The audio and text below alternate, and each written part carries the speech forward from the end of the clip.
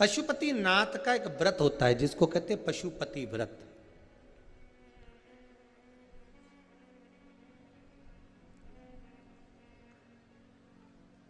आजकल लोगों ने शिव महापुराण की कथा में से देख देख कर खुद की आईडी पर खूब सारे पशुपति व्रत बना बना के डाल दिए कि ऐसा करो वैसा करो, फिर उद्यापन भी ऐसा करो।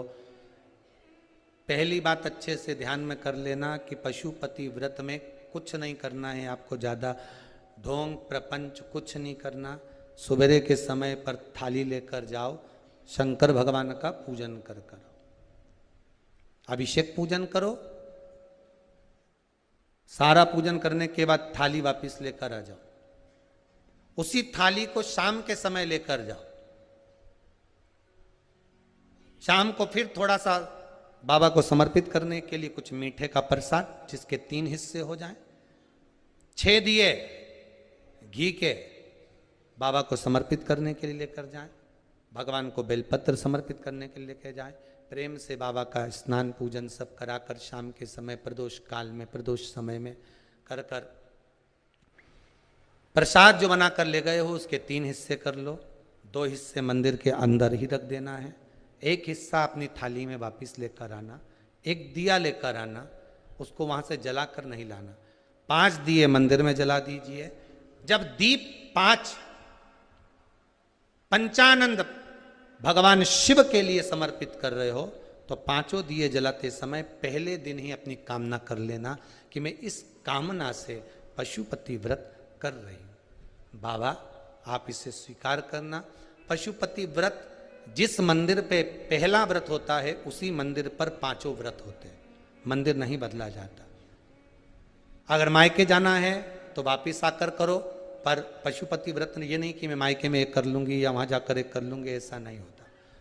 जैसे संकट सोमवार 16 सोमवार होते हैं ना, संकट सोमवार 16 सोमवार का भी व्रत का ऐसा महत्व रहता है कि जिस घर में करा है उसी घर में करना होता है। ये नहीं कि किराए के मकान में रह रही हूं तो मैंने किराए का मकान बदल लिया है, अब बदला मकान में पहुंच गई तो 1 व्रत वहां कर लूंगी। नहीं नहीं, उद्यापन तक उस मकान में तुम्हें रहना पड़ेगा जिस मकान में तुम रह रहे हो।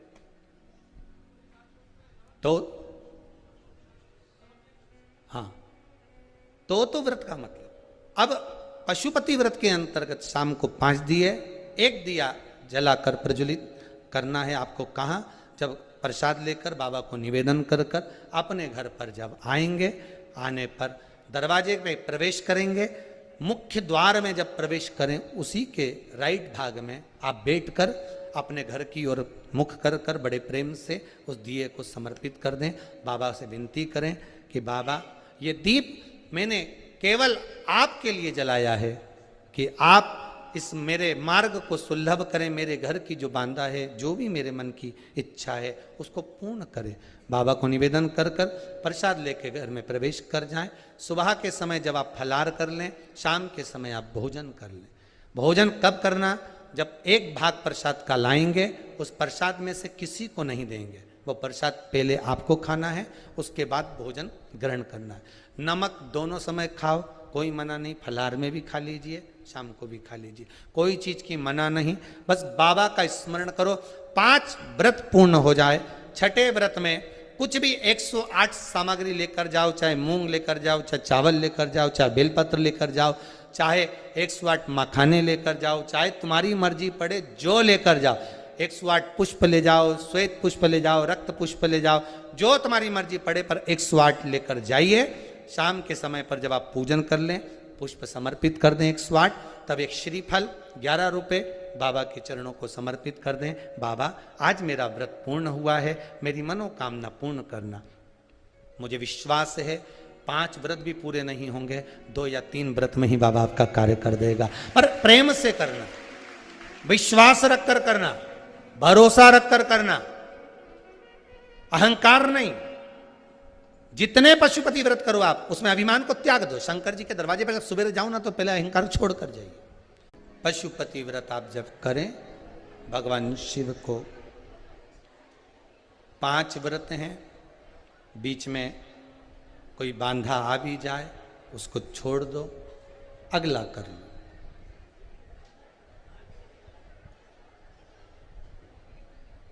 पर करो जरूर।